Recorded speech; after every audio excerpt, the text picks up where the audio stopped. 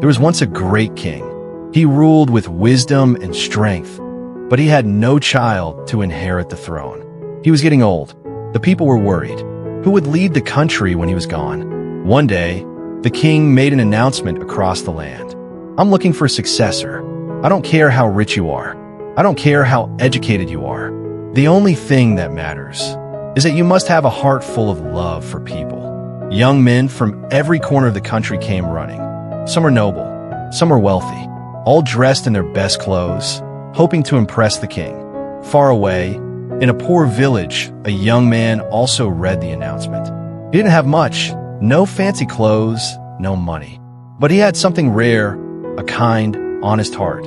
He worked hard every day, saving little by little. He skipped meals, picked up odd jobs, and after weeks, he finally had just enough to buy clean clothes and food for the long journey to the palace.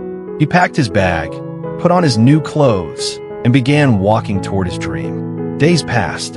He was exhausted, hungry, and still miles away. Then he saw something. On the side of the road, shivering in the cold, sat an old man. His clothes were torn. His hands were shaking.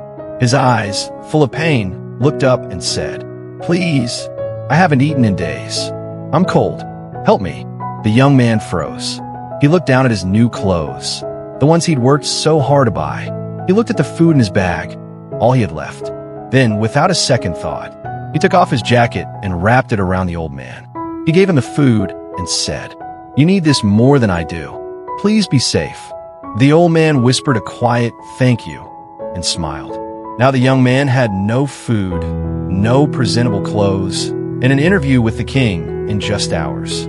He almost turned back, but something told him to keep going. When he finally reached the palace, the guards looked at him strangely. He was tired, dirty, and clearly not what they expected. Still, they let him in. After resting for a bit, he was led into the great hall. And then the king entered. The young man's eyes widened. It was him, the beggar. The king smiled and said, "Yes, it was me. I was the man on the road." The young man stood frozen. "But why? Why did you do that?" The king stepped forward and said gently, "If I came to you as a king, you might have treated me kindly just to win my favor. But I needed to see what was truly in your heart. And what I saw was beautiful. You gave everything you had, not for reward, not for attention, but out of pure love. That's the kind of person who deserves to lead this nation." And right there, in that moment, the poor young man became the chosen successor to the throne. You see, the world doesn't need more powerful people. It needs more kind ones. It's not what we say that shows who we are. It's what we do when no one's watching and when there's nothing to gain. One act of compassion can change everything. Sometimes, it can even change the world. Share this story with someone who still believes in the power of a good heart.